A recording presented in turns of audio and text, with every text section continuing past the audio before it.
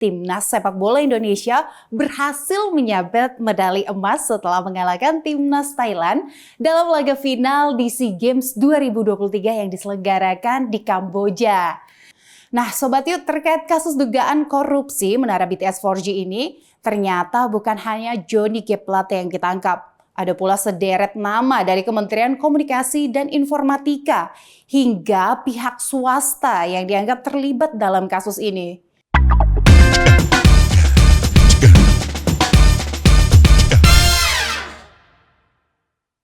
Halo Sobat Yud, kembali lagi di Asumsi Politik Gesmi. Nah Sobat Yud, ada peristiwa menarik yang terjadi 3 hari belakangan ini loh. Yang pertama, Timnas sepak bola Indonesia berhasil menyabet medali emas setelah mengalahkan Timnas Thailand dalam laga final di SEA Games 2023 yang diselenggarakan di Kamboja. Nah, kemenangan ini membuat seluruh rakyat Indonesia bersorak-sorai bahagia karena setelah menantikan 32 tahun lamanya, kini sang Garuda menjadi pemenang. Kita ucapkan selamat ya Garuda. Nah, selain masyarakat, Presiden Jokowi pun turut merasakan euforia atas kemenangan Timnas Garuda melawan Timnas Thailand dengan mentraktir durian para menterinya. Wah, Pak Presiden kok nggak ngajak-ngajak saya sih? Sama Sobat Yud pasti mau juga kan? Nah, ini Sobat Yud, Pak Jokowi juga memberikan ucapan loh selamat kepada para punggawa Timnas Garuda yang telah berhasil taklukkan Thailand dengan skor 5-2 dalam pertandingan yang cukup sengit. Bahkan diwarnai dengan adanya kekisruan antar pemain dan manajemen kedua timnas. Meski dibumbui dengan peristiwa tersebut, namun pada akhirnya kemenangan tetap berpihak kepada Indonesia. Dan Timnas Garuda membawa pulang medali emas ke tanah air. Sebuah prestasi yang sangat membanggakan pastinya Sobat Yud. Nah Sobat Yud, ada juga nih momen unik ketika peristiwa keributan tersebut terjadi. Yakni Pak Erick Thohir yang memutuskan turun ke lapangan untuk menenangkan para pemain maupun tim official Indonesia yang berada di area lapangan.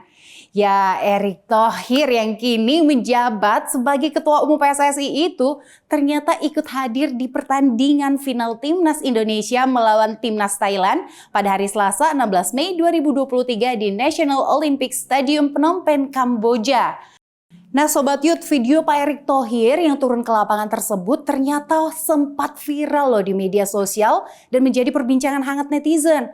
Karena Pak Erick dianggap begitu peduli dan dekat dengan para pemain maupun official Timnas Garuda. Sehingga para netizen berbondong-bondong memberikan pujian atas tindakan Pak Erick Thohir tersebut. Wah, patut dikasih jempol nih emang Bapak Menteri yang satu ini. Selain serba bisa, ternyata beliau juga sangat peduli terhadap nasib para atlet tanah air. Wah, Gesmi perlu nih diperhatiin juga sama Pak Erick kayaknya.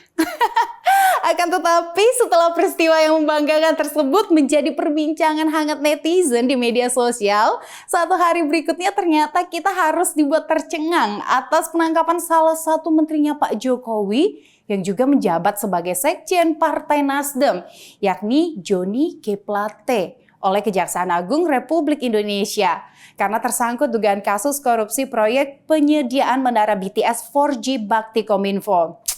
Waduh, kok bisa ya? Menteri yang satu lagi membuat bangga Indonesia, menteri yang satu lagi ini malah bikin malu satu Indonesia.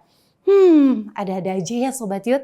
Saat pengumuman penangkapan Johnny G. Plate ini tersiar ke publik, ragam pendapat dan tanggapan mulai bermunculan. Ada yang menyebut bahwa ini bagian dari upaya penjagalan terhadap koalisi perubahan. Bahkan ada juga yang mengatakan ini adalah rekayasa politik agar Anies gagal nyapres. Padahal ya Sobat Yud, penyelidikan dugaan kasus korupsi menara BTS 4G ini sudah dimulai sejak 3 tahun yang lalu. Ya ini artinya penelusuran aliran dana oleh Kejagung tidak ada kaitannya dengan Copras-Capres. Kan Anies belum dideklarasi pada waktu itu. Nah Sobat Yud, terkait kasus dugaan korupsi menara BTS 4G ini, ternyata bukan hanya Johnny G. Plate yang ditangkap. Ada pula sederet nama dari Kementerian Komunikasi dan Informatika hingga pihak swasta yang dianggap terlibat dalam kasus ini. Miris sih memang ketika Pak Presiden Jokowi tengah gencar-gencarnya membangun negeri, malah menteri yang disodorin namanya oleh Partai Nasdem ini kok ya malah bermain api sih. Padahal Sobat Youth, proyek pengadaan menara BTS 4G ini merupakan implementasi dari arahan Presiden Jokowi sebelumnya, di mana Pak Jokowi ini meminta agar percepatan transformasi digital di seluruh tanah air harus segera terrealisasikan. Aduh, sayang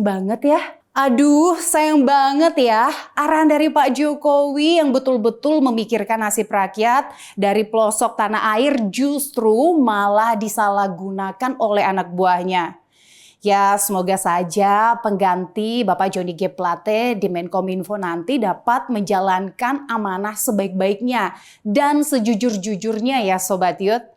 Baiklah Sobat Youth, sampai jumpa lagi di episode Asumsi Politik Gesmi berikutnya. Tentunya masih bersama Gesmi Sitanggang, hanya di Youth TV. Begini, kalau Gesmi, begini.